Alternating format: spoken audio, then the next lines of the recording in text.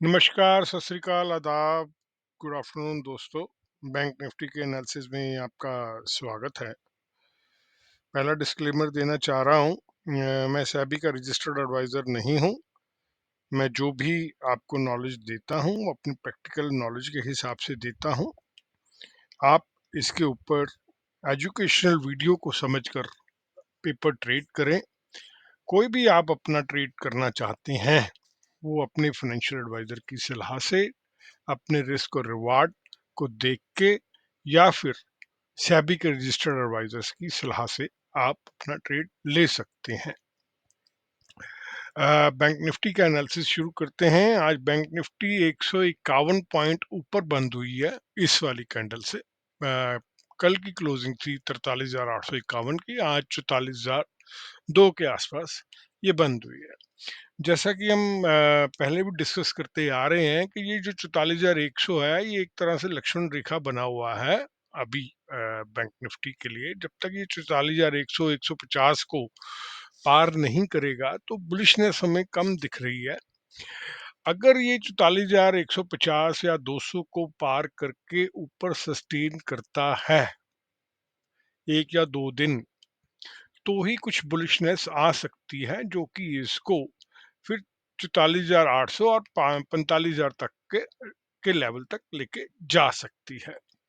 और अगर हम नीचे की बात करें, अगर ये 43,500 को तोड़ जाता है, जो कि इसका सपोर्ट रहेगा, यहाँ पे भी देखेंगे तो हमने सर्कल कर रखा है काफी दिन। ये 44,500 का सपोर्ट लेके ऊपर बंद होता रहा है। एक आधा कैंडल में ही, इसी कैंडल में सिर्फ नीचे बंद हुआ था, अदरवाइज ये सारी कैंडल्स जो हैं ये 43,500 के ऊपर ही बंद हुई हैं।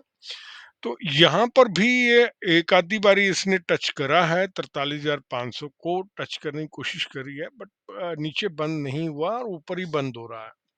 अब इसको यहाँ पर 5 दिन हो चुके हैं। आज की भी जो बैंक निफ्टी का रेंज था, वही 43,850 से लेके पहले 44,000 तक रहा है।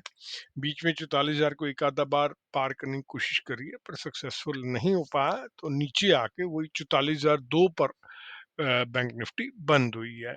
इसको अब हम 15 मिनट के अगर ट्रेड में देखें, तो 15 मिनट के ट्रेड में ये 43,961 दिखा रहा है, बट एवरेजिंग के कारण ये 44,002 है, क्योंकि जो स्टॉक्स वगैरह बाद में बिकते हैं, उसकी जब एवरेजिंग होती है तो प्राइसिंग ऊपर चली जाती है। तो हमने कहा भी हुआ है कि आप 3.25 और 3.5 के बीच में कोई भी बीटीएसटी जो करते हैं, वो सोच समझ के कीजिए, क्योंकि यहीं पे लॉस आपका अच्छा खासा पॉइंटों का हो जाता है। अब अगर हम कल की बात करें, तो कल जैसा कि हम पहले भी डिस्कस कर चुके हैं कि इसको 44,150 के लेवल को सस्टेन करना पड़ेगा ऊपर की तरफ, अगर इसने ऊपर की तरफ निकलना है तो। 44,150 का लेवल इसको ये ये लेवल है, 150 को सस्टेन करना पड़ेगा, और फिर अगर ये 44,200 को तोड़ जाता है, तो ये हमें ऊपर का रुख दिखा सकता है 44,500 600 तक का। और अगर इसने ये जो 43,500 का इसका सपोर्ट लेवल है, नीचे का जो सपोर्ट लेवल है 43,500 का, जो हमने डे में देखा था, अगर ये उसको तोड़ जाता है और नीचे का बेरिशनेस हमें दिखाता है, तो ये हमें 43,100 और 43,000 के लेवल भी हमें दिखा सकता है। बाद में अगर वीक की बात करूं, तो 42,700 एक अच्छा खासा सपोर्ट लेवल आएगा। अब बैंक निफ्टी के जो कॉन्स्टिट्यूट भी हैं, अगर आप उनको भी देखेंगे, एचडीएफसी बैंक सुबह से 1590 से लेके 1596-97 के बीच में ही घुमा है। जैसे ही इसने थोड़ा-सा नीचे का रुख दिखाया 1593 से, जब जैसे ये 4-5 पॉइंट नीचे उतरा है, तो यहाँ पर आप देख सकते हैं कि 44,004 से इसने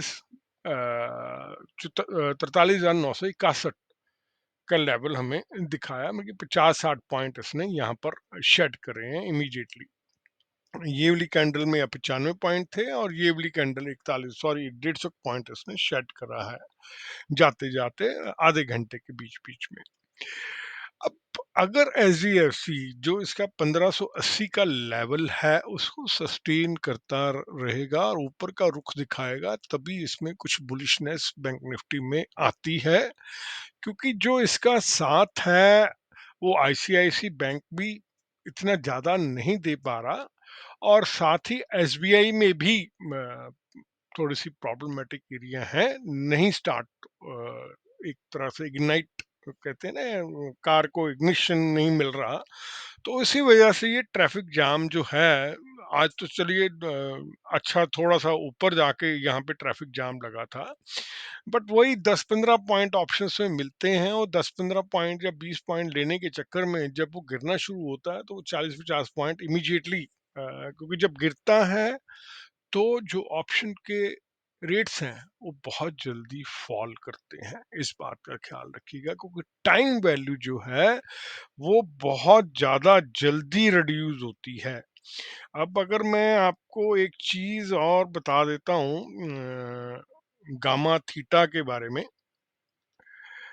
जो डेल्टा है ना, वो चेंज इन प्राइस मेज़र करता है। जो थीटा है वो प्राइस का जो डिके हो रहा है एक्सपायरी के पास, वो उसको डिक्टेट करता है। और जो गामा है वो डेल्टा का जो चेंज है उसको मेजर करता है। और ये जो थीटा है ये मेजर टाइम डिके है। तो ऑप्शंस में जो हफ्ते की ऑप्शंस होती हैं, बैंक निफ्टी की हो चाहे निफ्टी की हो, उसमें आपको इंस्टिंक्ट वैल्यू और टाइम वैल्यू निकाल के रखनी पड़ेगी। आपको जहाँ पे इंस्टिंक्ट वैल्यू ज़्यादा है, टाइम वैल्यू कम है, वो एटीएम में होती है, या एटीएम से एक ऊपर या एक एटीएम से नीचे, वो ही कॉल या पुट को रखना चाहिए, चाहे क्वांटिटी कम हो। पैसा अगर कम है तो चाहे क्वांटिटी कम हो, क्योंकि उसमें एक तो वोलेटिलिटी हमें मिल जाती है ऊपर या नीचे की, स्ट्रिक्टर स्टॉप लॉस लगा के रखने हैं, उसमें हमें वोलेटिलिटी मिल जाती है, और उसमें जो टाइम वैल्यू है वो कम रहती है, तो इंस्टिंक्ट वैल्यू उसमें ज्यादा रहती है। आपको हमारा वीडियो कैसा लगा, लाइक शेयर कमेंट करके जरूर बताइएगा। और अगर आपको ये वीडियो अच्छा लगता है तो काइंडली इसे शेयर जरूर कीजिएगा। हम और लोगों के साथ भी आपके थ्रू जुड़ना चाहेंगे। Happy trading. धन्यवाद।